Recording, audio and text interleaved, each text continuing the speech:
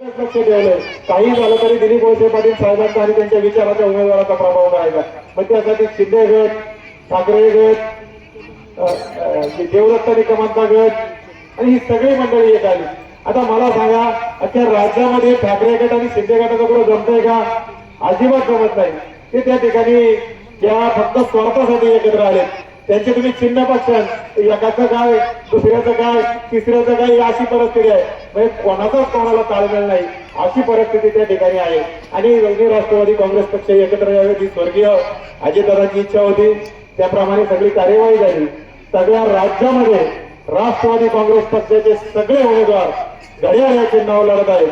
फक्त आंबेगाव तालुक्यामध्ये एका स्वतःचं स्वप्न पूर्ण करण्याच्या नादात जे देवदत्त निकम या ठिकाणी स्वतःच्या स्वप्नासाठी या ठिकाणी त्यांनी हा निर्णय मान्य केला नाही आणि त्यांनी स्वतंत्रपणे शिवसेनेच्या बरोबर निवडणूक लढवण्याचा निर्णय घेतला. मला हे सांगायचंय का, तर पवार साहेबांची निष्ठा एका बाजूला सांगायची, राष्ट्रवादी काँग्रेस पक्षाचा विचार एका बाजूला सांगायचा आणि स्वतःच्या स्वार्थासाठी एका दुसऱ्या विचाराच्या आघाडी बरोबर जायचं, ही स्वार्थी भूमिका या ठिकाणी तालुक्यातील काही नेते मंडळींनी घेतली.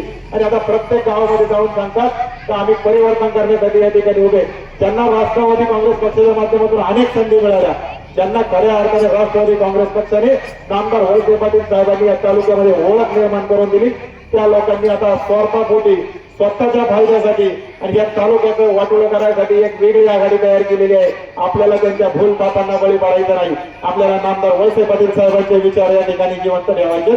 आपल्याला वळसे पाटील साहेबांचे उमेदवार निवडून द्यायचे.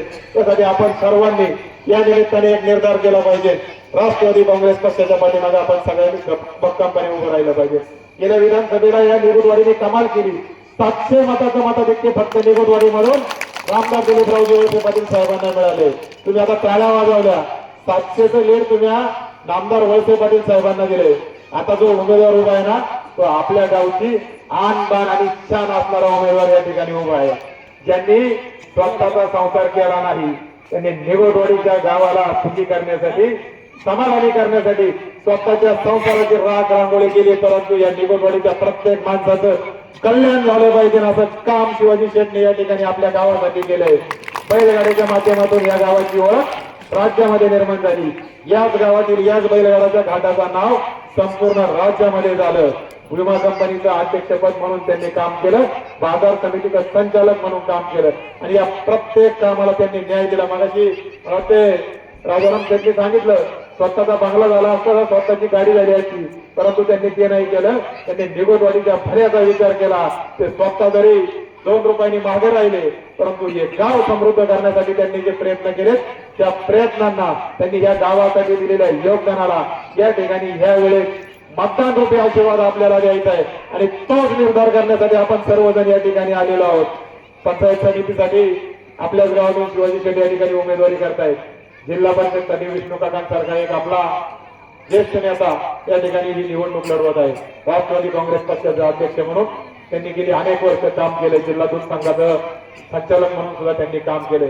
अतिशय प्रेमळ, उच्च शिक्षित आणि सगळे सोडून गेले तरी वळसे पाटील साहेबांसंग निष्ठावान आणि खंबीरपणे उभा राहिलेला नेता म्हणजे विष्णू काका हिंगे पाटील हा नेता आपल्याला या ठिकाणी या निमित्ताने जिल्हा परिषद मध्ये पाठवायचा आहे. गेले अनेक वर्ष त्यांनी राजकारणामध्ये काम केलं, अनेक चांगले निर्णय घेतले. फक्त झालंय काय, निगुटवाडी आणि आपला परिसर हा मंचररावथरी जिल्हा परिषद गट म्हणून ओळखला जायचा.